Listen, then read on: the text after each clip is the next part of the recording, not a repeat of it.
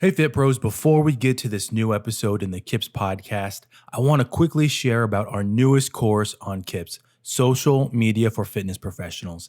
This course is all about the fundamentals. As a Fit Pro, you know how fundamental exercises are important for building a foundation within an exercise program, and that's what we're going to be doing in this course.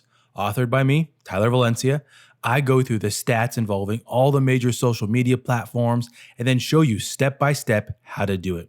We do it all in this course, and one of the best parts is you can get your continuing education credits. Head to the link in the description to find out more. Let's get to the show.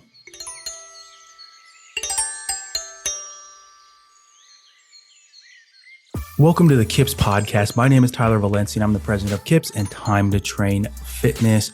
We have a guest that I'm super excited. I've been planning this one in my head for a few months, and somebody that I know that the listeners are going to enjoy the story, how he got to where he is working for one of the top, I will put them in the top 3 of the fitness education companies in the world.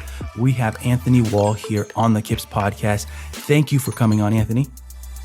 Tyler, thank you for inviting me, and hi to everybody that's listening. Really excited about this, and like you, I've wanted to be on this podcast for some time, so really appreciate you bringing me on today. Yes. Well, you and I actually connected a long time ago, probably, I'm trying to put an exact date on it. It had to be around 2013, 2014 in that area. And it's great to reconnect. And I mean, just so much has happened in the fitness industry.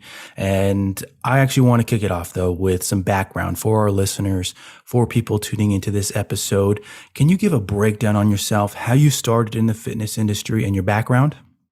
Yeah, I'll give you kind of maybe the shortened version, because I do have an unusual background, which some of that might come out as we start talking on our topic today. Yeah. I work for the American Council on Exercise, as you mentioned, and that role started in November of 2011.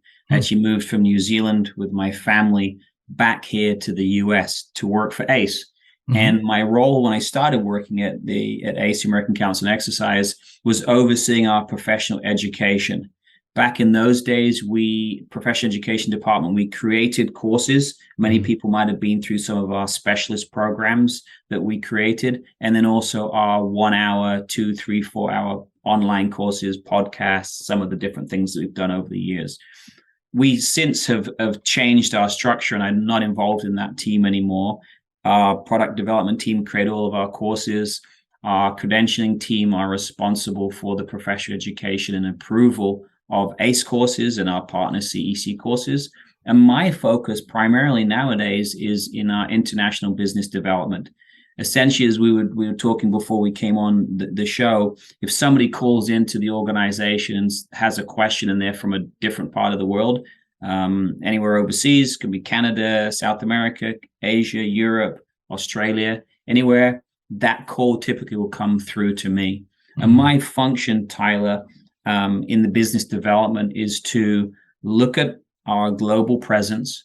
It's to support existing exercise professionals and health coaches overseas, and also look at opportunities to bring what we do into areas, or perhaps it's amplifying our message in certain areas. We do that through conferences, speaking engagements, being on podcasts like this, and really help to support, the industry, the fitness industry in those different countries. And we do that several different ways, but main part of what I do is work with training providers, vocational schools, universities, and things, doing what we do in the US, but also doing it internationally in a few different models.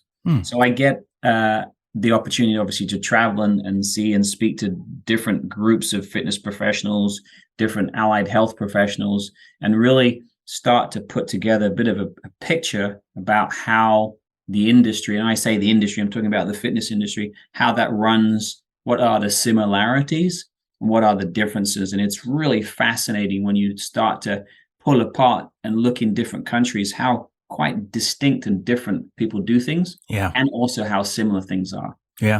So that's the short version of how I came to be where I am and working with ACE. Question for you, because this is always fascinating to me, and I know we discussed this prior. What's a part of the globe that is booming right now with fitness and fitness education?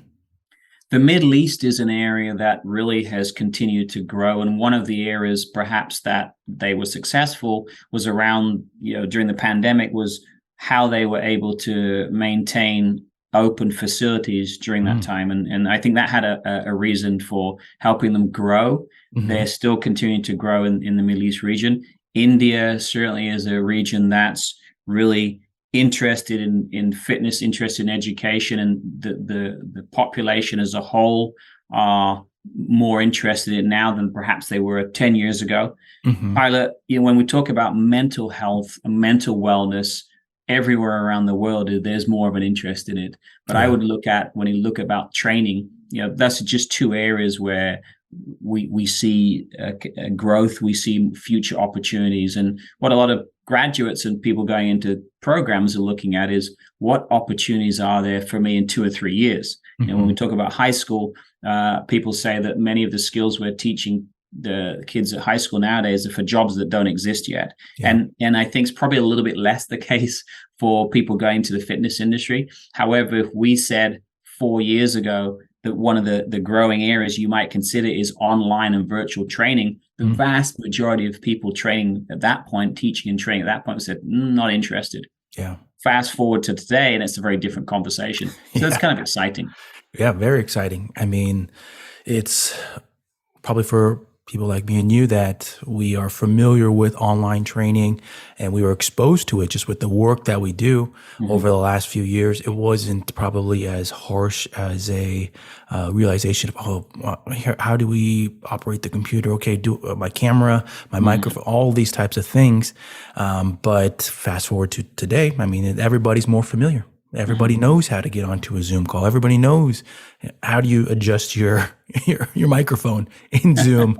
All these little things that, oh man, 3 years ago, we 15 minutes just trying to figure out, do I have the right speaker? Do I have the right microphone? Can you hear me? Yeah, I mean, everyone's probably listening has probably had that experience where somebody's waving their hands in front of the camera, trying to figure out if their camera's even on, all those types of things. But that has been one of the, it's hard to say a positive of the last few years, but one of those things where just people became more familiar with online, that it can be a positive, that it can work, you can have a great experience.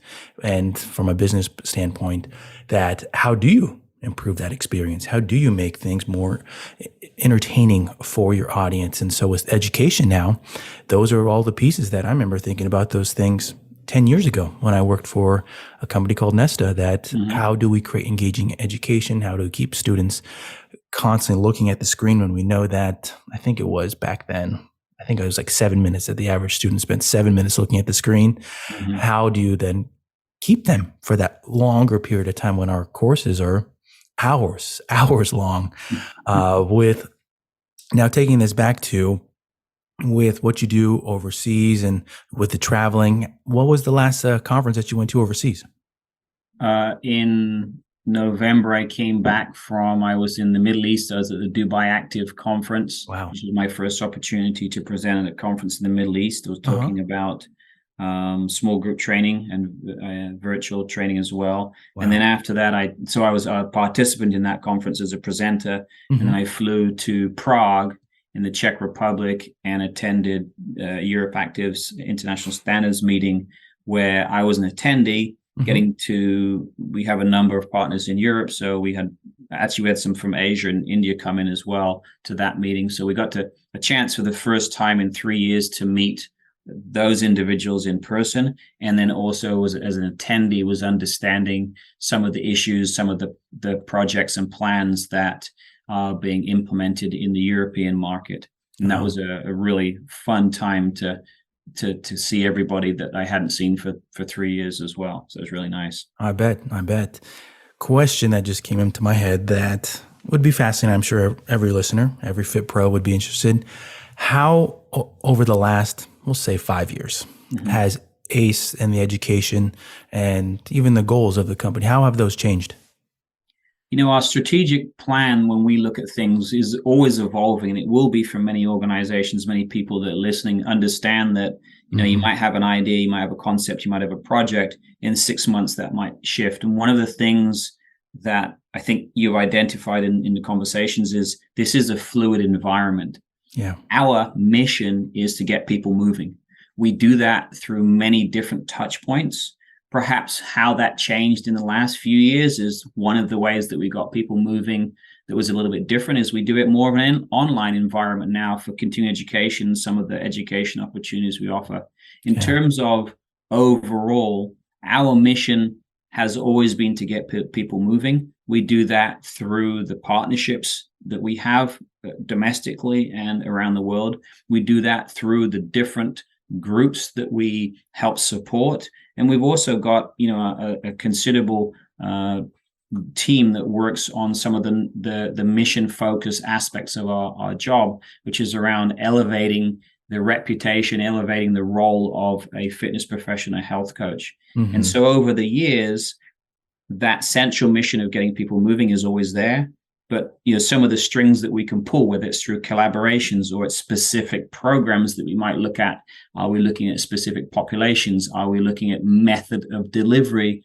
Those are more where we shift according to where the industry is going, mm-hmm. or as an organization that's really at the forefront of providing these opportunities and experiences, trying to understand where we need to perhaps shape the conversation moving forward. And that's obviously, the crystal ball analogy. We're always trying to think, what are the trends? What are the things that are coming or we're going to see on the horizon that we try to be ready for? And that's the hard part. Sometimes we've been successful. Sometimes it's things we have to go back to the drawing board. And part of what's exciting about our roles that we do yourself too, is we always want to look forward.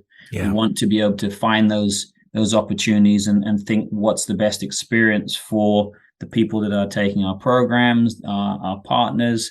How do we make that a better experience? Because ultimately, somebody who is engaging with the fitness professional wants a positive experience. They want it to be safe. They want it to be fun. They want it to be enjoyable.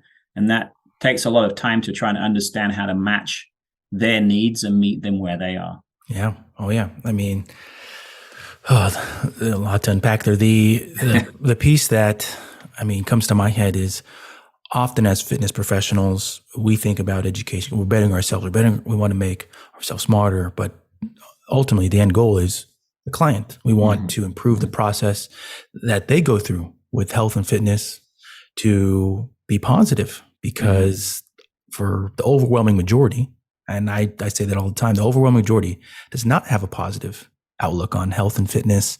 And we want to change that. We know how important it can be. We know what it can do, not just for their physical, but mental health.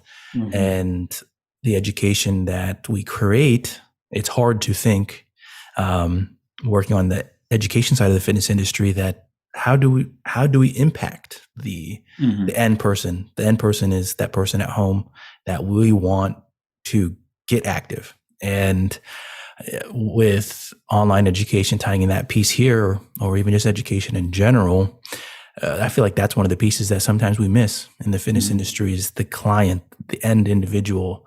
And because we want education that, of course, makes us smarter. I feel like when we go to some conferences or even courses that we take sometimes, so it's trying to be the most, I don't want to say crazy, but this is the most intense education that's so deep and impactful. But oftentimes when we look at research, we look at what's really working. It's some of the basics. And so it's always fascinating to me when talk about another individual that works on the education side of the fitness industry, when we're talking about forecasting into the future, what is going to be popular, what's going to be something that is going to help fitness pros with their profession. It's hard to say, but it's something that we're looking at the trends and we're looking at what can be applicable to our clients. And then all of a sudden something happens and, it's the basics again. We always keep coming back to the basics, but it's an interesting topic to go down, the road to go down to. And it's a good segue here to our main. Let me give an analogy if I can, when we talk about, because we've mentioned this a little bit around the experience. Everything that your organization does and what we do here at the American Council on Exercise is in service of a fitness professional, in service of a partner, and ultimately the person, the customer, right, the general population who it'd be reasonable to say the vast majority of people, when they think about fitness around the world, might have had a somewhat negative experience, right? And we think about using fitness as a punishment, push-ups, burpees as punishments, or going for a run or doing wind sprints or whatever it is, often come as a punishment. Or they've just been, they've had to be on the playground and be the second to last or the last person who's picked in a game, right? When we talk about activities and things, where we really want people to be successful is understand that we want our learners, people that are consuming our education, to have a positive experience with us. And also we ultimately want the customer, my aunt who's 80 years old and has cancer and dementia, we want her to have a positive experience, just like I want, my daughter's friends who are starting to be athletes at age 17, because they are now looking at that as something they want to do more, to have a positive experience, and everybody in between that. Tyler, if we can create a positive experience for the people that touch ACE, and our fitness professionals, our health coaches, everybody that's credentialed can have a positive experience, and they can also understand the value of that, then physical activity, exercise, anywhere in that continuum is going to be a positive experience for people. And ultimately, people don't do things because they don't like it. And what we're trying to do is create an experience that means physical activity isn't a negative experience, right? Yes, you might sweat. Yes, it might feel a little bit uncomfortable, but it doesn't have to be to the degree that often people see it through the media or they experience it. And we'll talk. I know we're going to segue here in a second. I think I want to keep experience as a central theme that I want people to understand. I have always believed people will buy from you for two reasons. They like what you do, and they believe you have integrity. And underneath that, we can unpack that a lot more. Ultimately, not too often have people purchase from me, even despite the fact that they don't like me, or not too often have people purchase if they don't think I have integrity. I think a lot of what we would do in the personal training world, when we kind of move into what we're going to be talking about, is if they like you and you have integrity, which can be very different how you approach them, you're going to have a measure of success. Agree.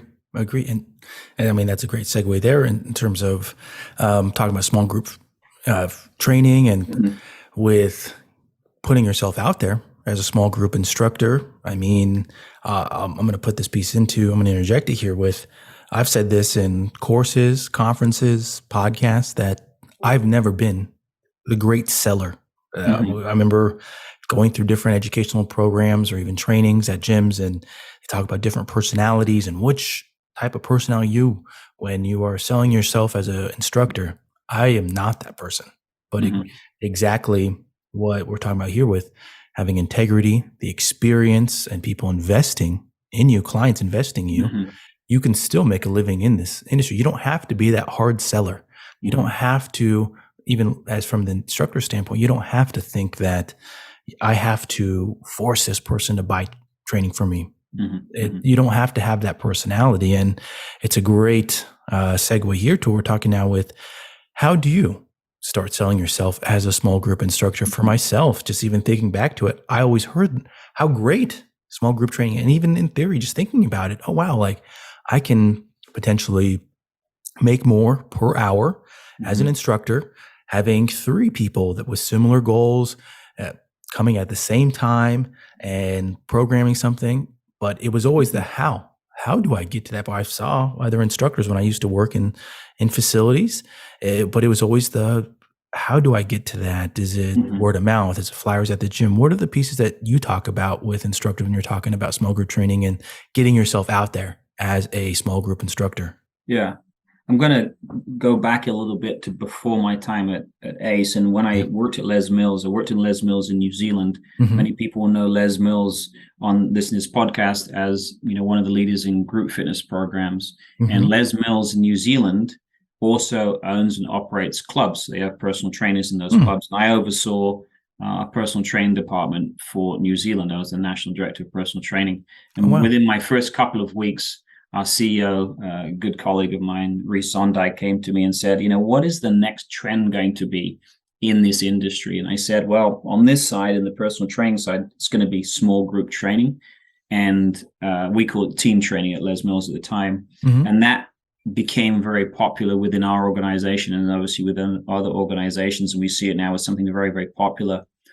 I would say that small group training, group-based training, is one of the single most powerful experiences we can give to our clients to help them in their journey, whatever that journey might be. And Tyler, it might simply be, I work alone and I just want to socialize with some people, socialize in a fun environment. So that could be their goal. And it could also be the person that's saying, I have a specific metric.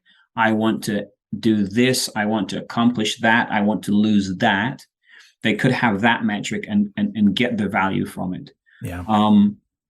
The way in which we're going to approach that might be a little bit different in the session.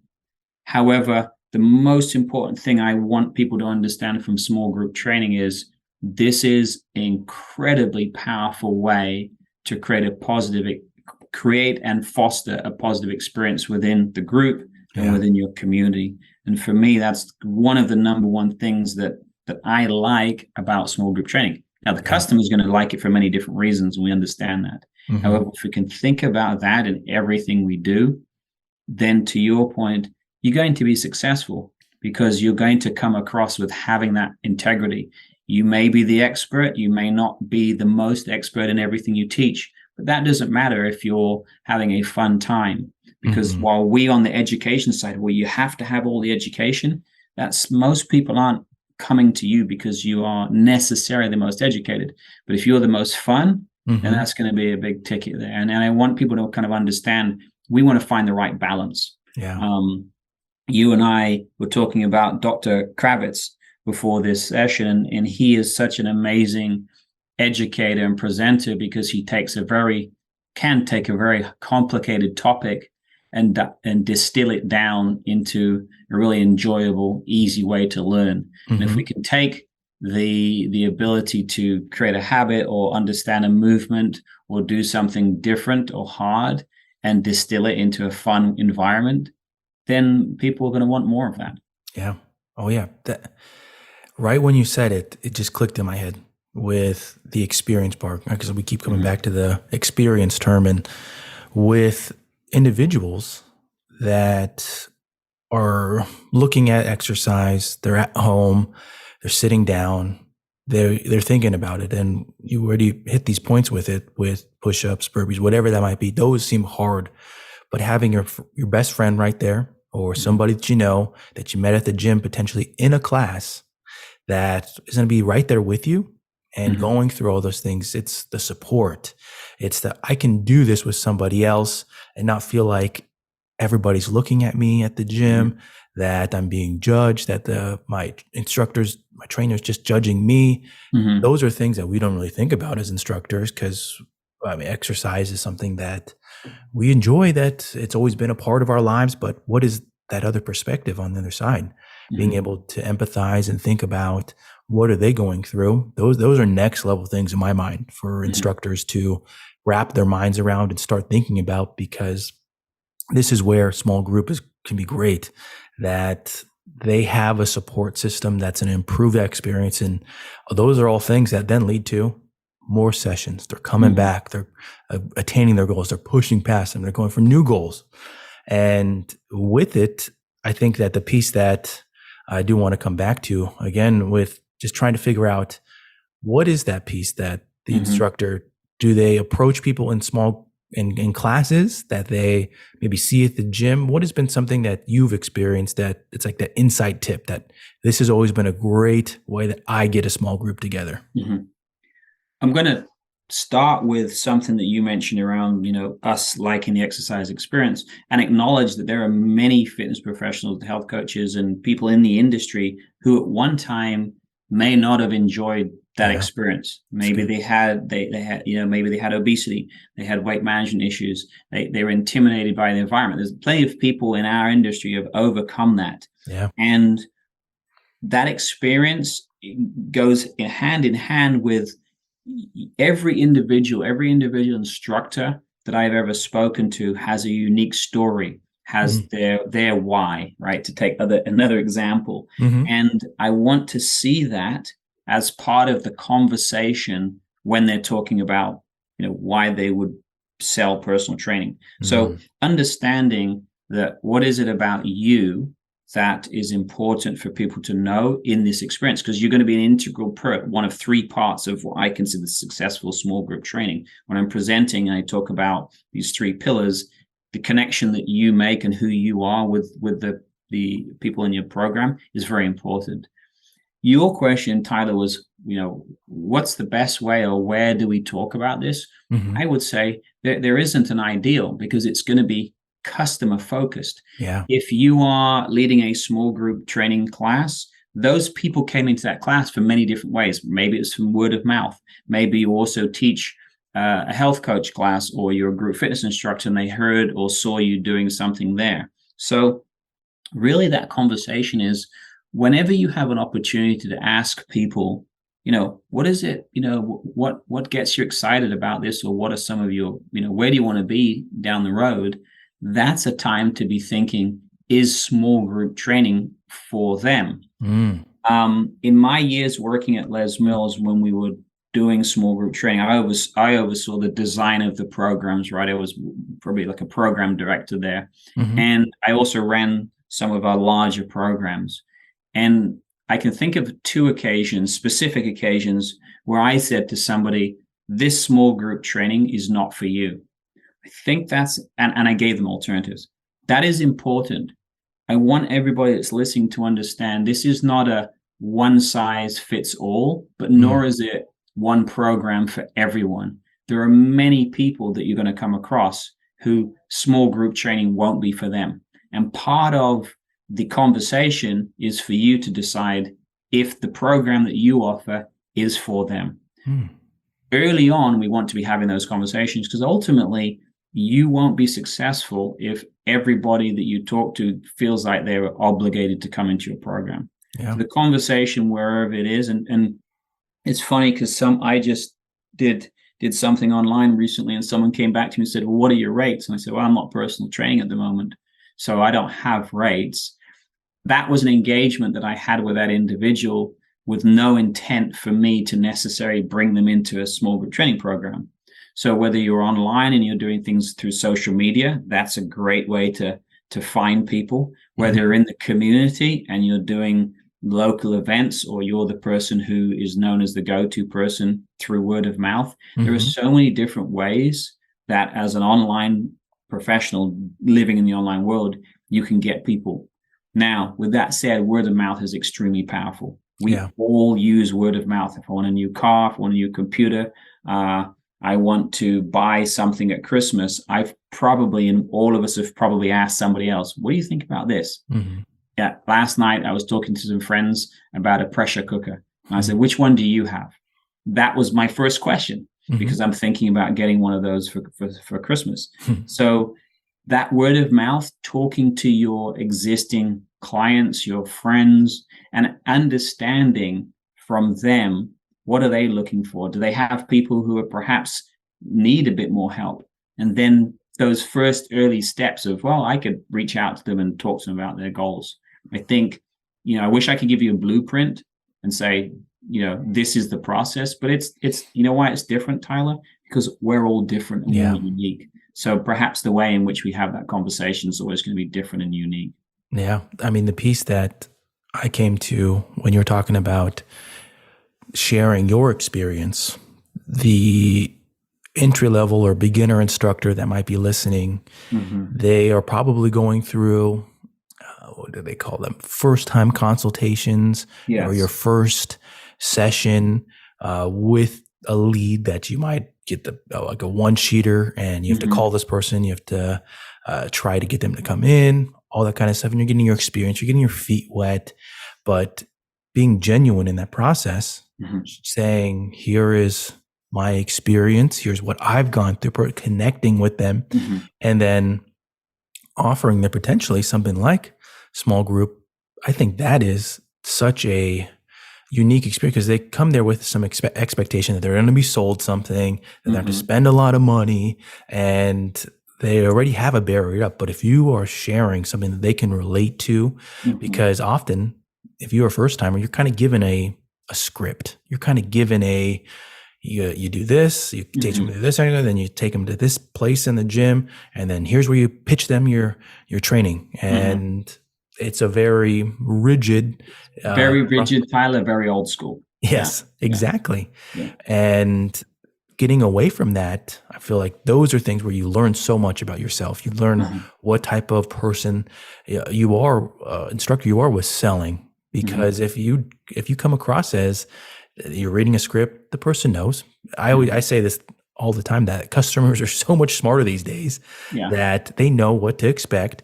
And so if you are just reading a script and just kind of going through the motions, I'm just going to interject one story here because I always think it's funny that a few years ago when I went to a gym, and I was at this gym, and I was trying different gyms in the area and a sales membership. I told him flat out, I work in the fitness industry. I'm just checking out the gyms. I've been through, I know what you're doing right now. And they still went through the process. They turned around and did the whole, well, give me 1 second. Let me see what I can do. And then turned back around and did the whole, write the price on the piece of paper in front of me. I'm like, are you kidding me? Like, I just told you that I work in the fitness industry. I know what you're doing.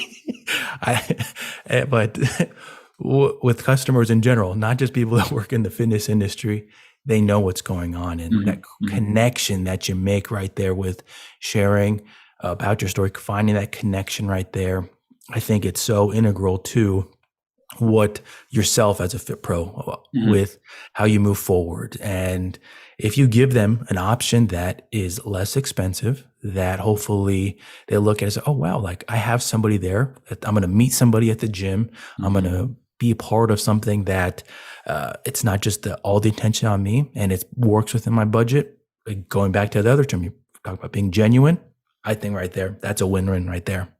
Yeah, that authenticity is really important. And we've all probably had those stories, same story, right? I go into a gym. I work for the American Council on Exercise.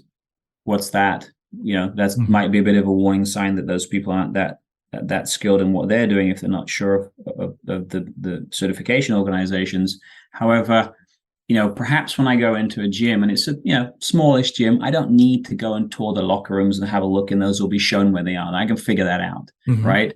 What I'm looking for is, what equipment do you have? Is it going to work for my price schedule? The person that's talking to me is somewhat fixed in what they're telling me, which much of it may be of not interest to me. Yeah. I don't need to know a lot of the stuff, so it doesn't come across as genuine. Now, personal training on that side, when we're talking about this, we do have the ability to be more genuine in how we talk to people, because we, by nature, as fitness professionals, are interested and curious, and should be curious about, hey, why are you here? What's brought you in here today versus, last week or the week before? We haven't dug into, the behavior change element, and we might talk a little bit about that. However, when we're talking to people for the first time, I like to use the analogy, when you meet someone for the first time in a recreational setting, you think you like this person, or you might want to see that individual again. Your approach is quite different than if you met somebody at a conference who you don't know, if you probably never see them again, right? Your approach is going to be quite different. When you meet a potential client for the first time, whether they've already committed or whether they're going to commit, it's just a conversation. It's about understanding who they are. And hey, it's Christmas time. How's that going? Oh my gosh, yes, yeah. You've got to do Amazon, and hopefully you'll get all your shopping done before the end of the week. Whatever the relevant things are, it's about understanding who they are, not necessarily what they want to do early on. Because when you understand that, a lot of other things make sense. And it's interesting because you mentioned that they're expecting to get sold. And that means they're going to be a little bit more guarded and perhaps uncomfortable. Because I've never met somebody who's walked into any workplace and felt like they want to be sold to.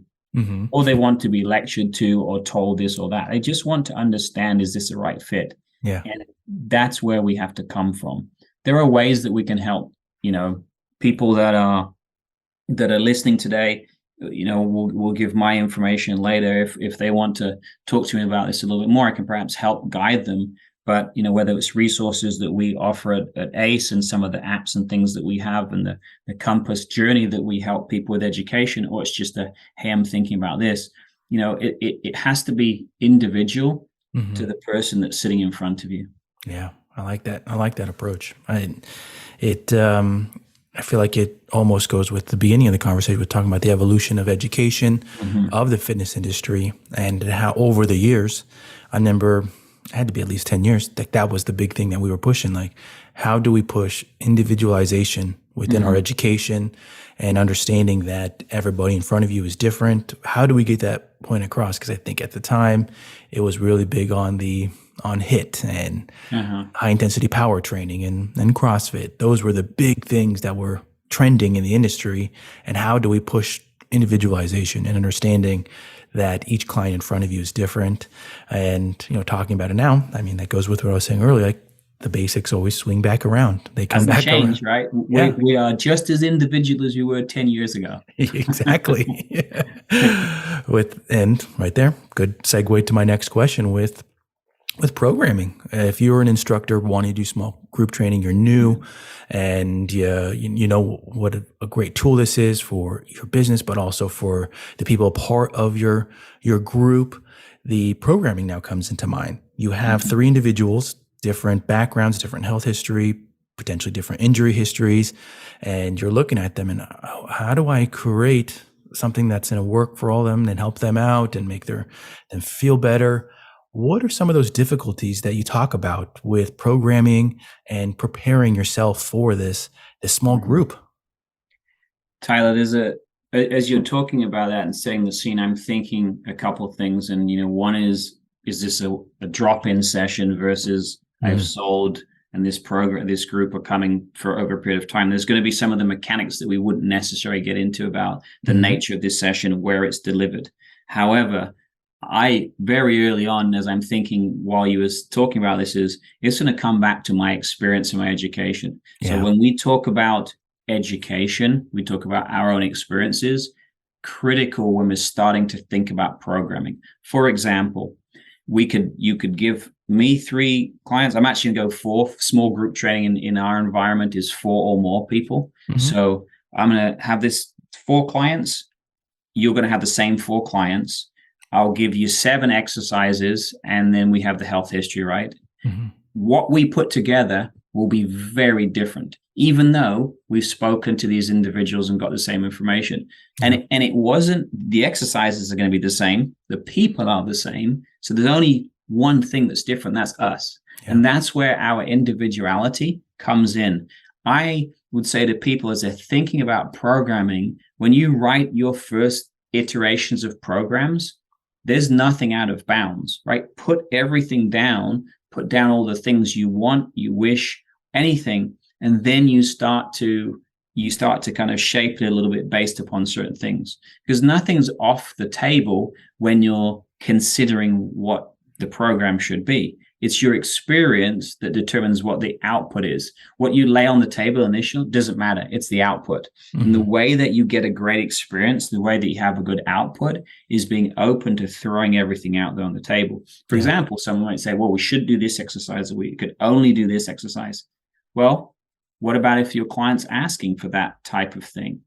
And so early on, you do have to have experience, right, of understanding how movements work together, how combinations and things, the more high level, but understanding really what your output wants to be, what your goal is going to be for this group is critical. So let's just digest a little bit in that.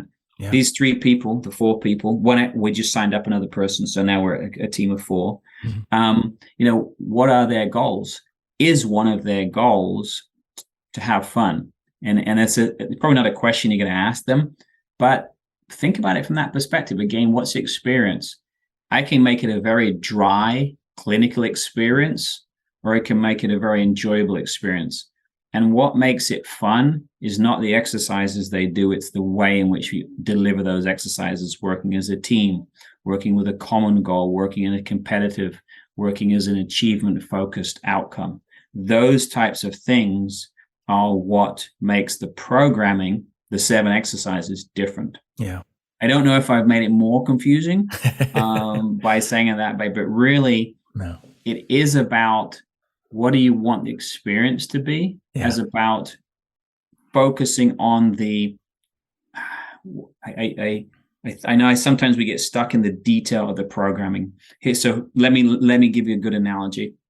Many years ago, I was interviewing, and somebody came in that looked the part, very athletic, very bubbly personality, but didn't have the best education.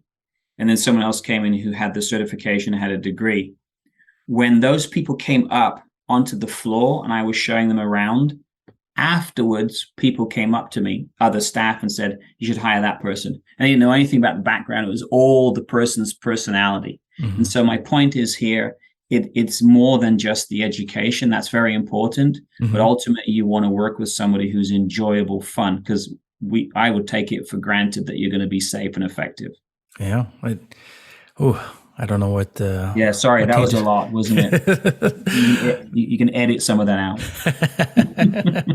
I think the piece that I did, this was popped in my head at the beginning, with your education, your experience, something that came to my head was, I can't even remember what trainer, instructor that is a popular one, speaks at conferences, they tweeted something about essentially that they just need to see somebody move.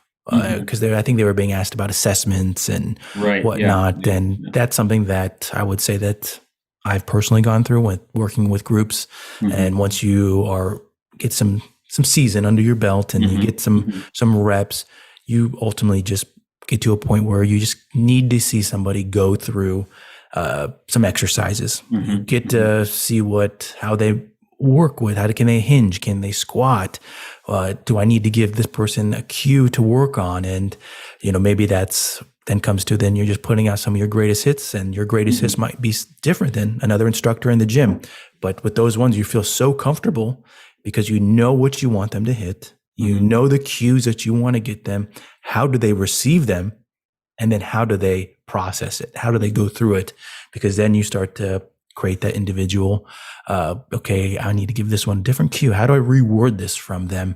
And because that's one of the things that I know somebody's listening, you just put them through some assessments and, what does that really give you? If you see them move, can't you get some of the same information from them?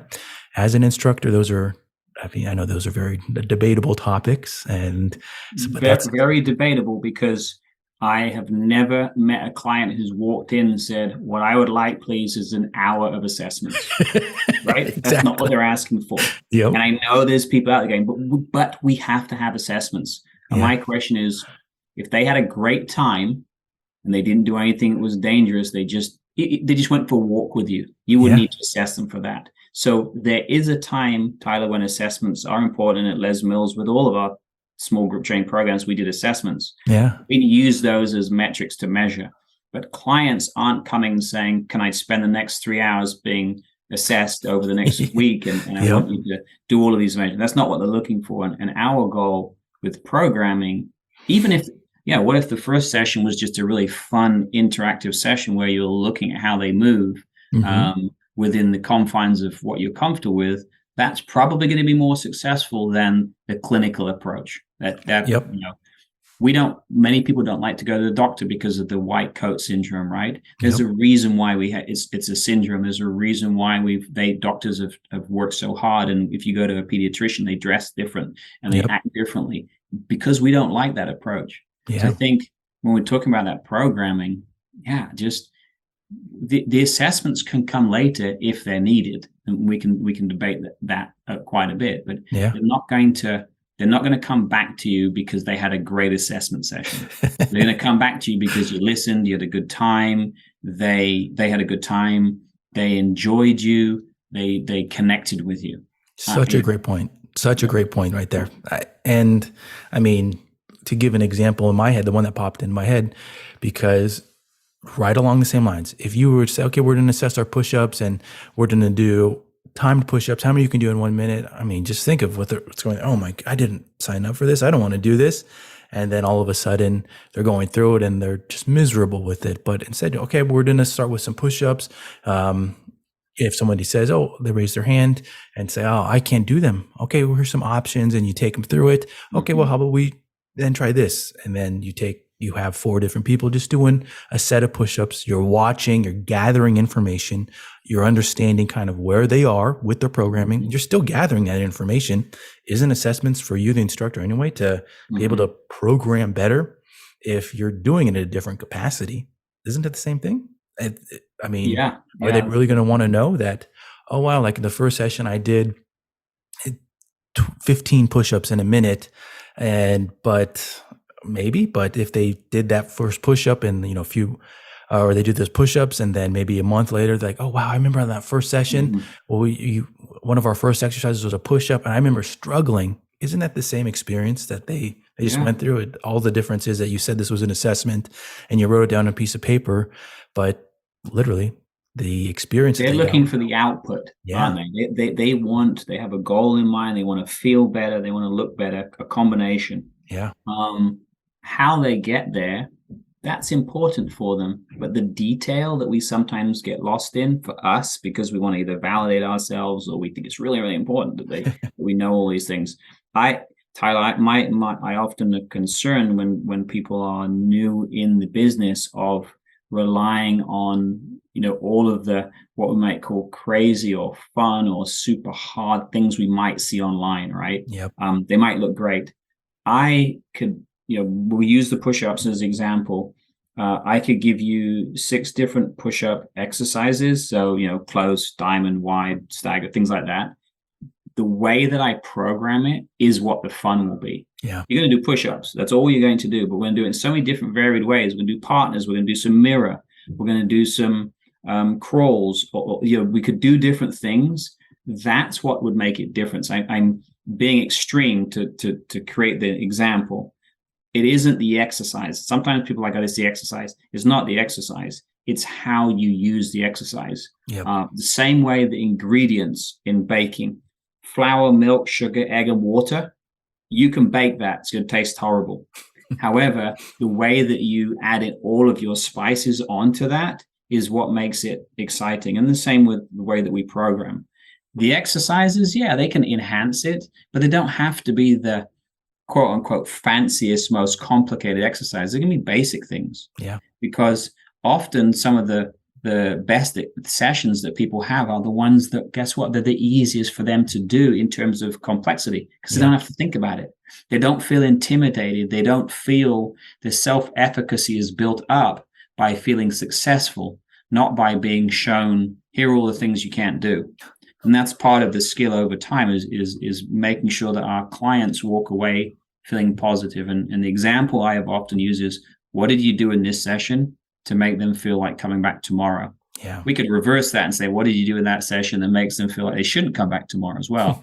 And that might be something to keep in the back of our minds when we're programming. Yeah. Fantastic. Really a great piece right there. I for anybody listening, I mean, that's such a great thing to wrap your mind around, especially for going into 2023. We're recording this episode at the end of 2022 in December, and a great piece right there to think about, because it could be a goal for yourself as a fit pro going into a new year. You're going to be meeting a lot of people that are going to be going through these things. And what a great mindset to shift to.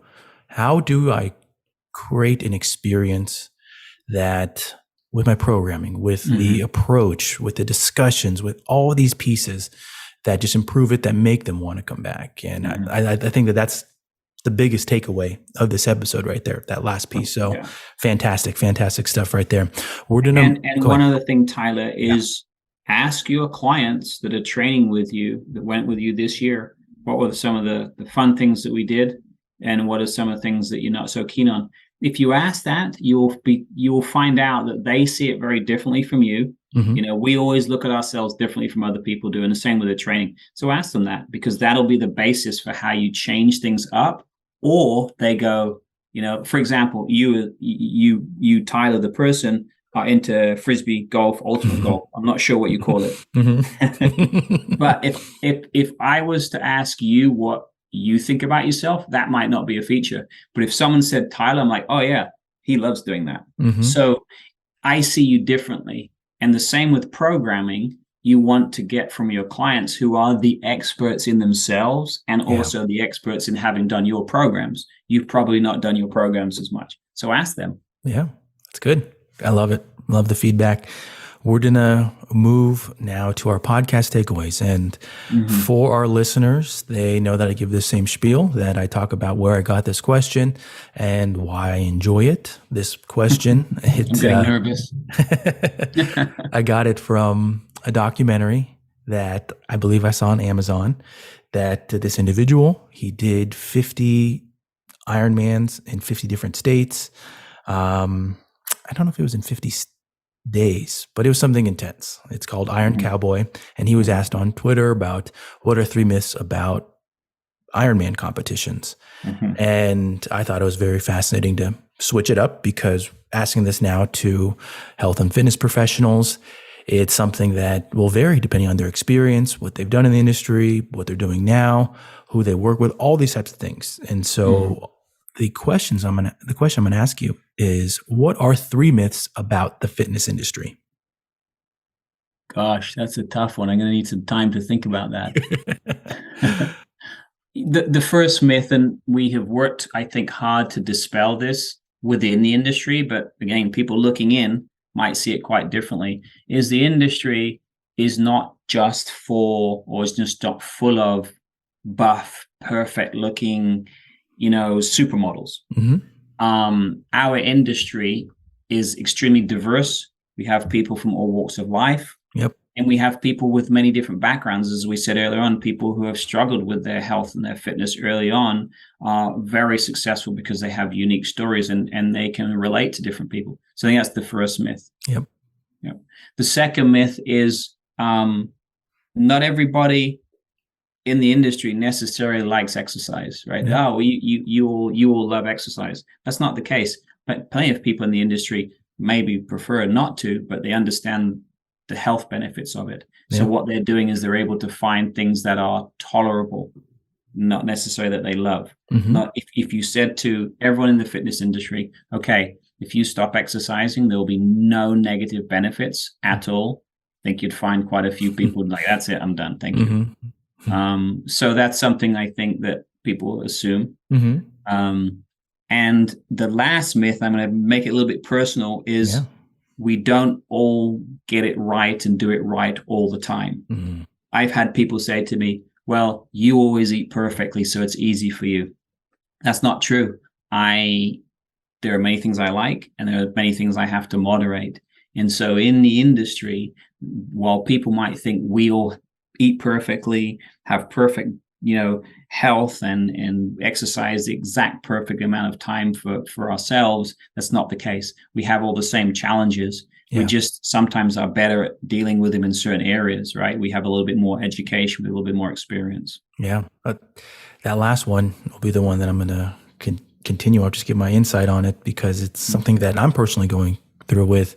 I'm not trying to make a joke about it, but I'm someone that enjoys food. I know that that's something we've actually messaged about. Yeah, we've discussed it.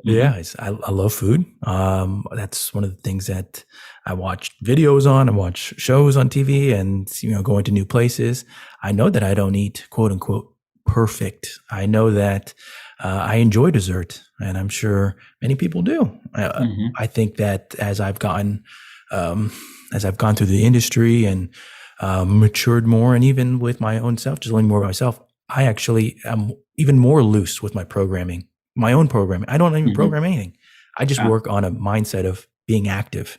And that's something that I think that I'm going to share later on, even in my own social media world, is just having an active lifestyle, not being so rigid with, you have to do X amount of sets in X amount of time. And It's very different than how I even used to train when I used to do different types of competitions, that I had to do every single exercise on this or it was a bad workout. Now, if I don't finish within maybe an hour, maybe more, I don't keep a stopwatch going. Oh, no biggie.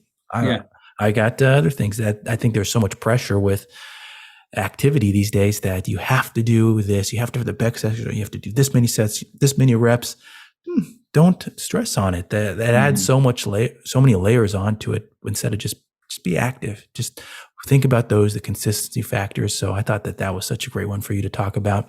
Anthony, before we sign off here, can you share social media links, upcoming events? How can people contact you? Yes, thank you for asking that. Thank you very much for having me on. It's been a real pleasure to talk to you a little bit, and nice that we can relate some of our conversations back to this podcast. I have spoken about the experience in being an individual. You spoke about the food and your likes. That is what makes you an individual. It's also one of the reasons, Tyler, when people are talking to you, they don't feel threatened or intimidated because they realize that you are like them. You have struggles. There's some things that you have to have challenges with and you have to work around. And when people are sitting in front of us for the first time, they kind of almost think this person's perfect and we are not. We're like them. So I don't have any upcoming conferences or anything because we're kind of at the end of our conference season. So I don't have anything until the middle part of next year. However, on Instagram, I hope I'll be a little bit more active over the holiday. I'm thinking about a few things, but I'd love for people to connect with me on Instagram, and my handle there is Anthony, Anthony J initial and then Wall, WALL. So Anthony J Wall _fit FIT. And please feel free to reach out to me, ask me questions, and I'll be happy to answer you. And then obviously at the American Council on Exercise, please come there if you have questions about certification, continuing education. We offer it, as we said, to many different groups. You don't have to be ACE certified. We've got a lot of tools and things on there that we can help people answer questions and maybe discover a little bit more about themselves as well. Great. And I'll include those in the description for this podcast for our audience to make it easier for them to reach out, find more information. Thank you for coming on this episode. It flew by. Super. I love these episodes. That it's just a great conversation. I know that there's so many takeaways that when I go to wrap this episode up, it's going to be so easy to finish those items because there's so many pieces for fit pros, health professionals to take away. And I love that. I love that for our audience. So thank you so much for coming on. It's been a pleasure, Tyler, and thank you to everyone for taking time out to listen to us today.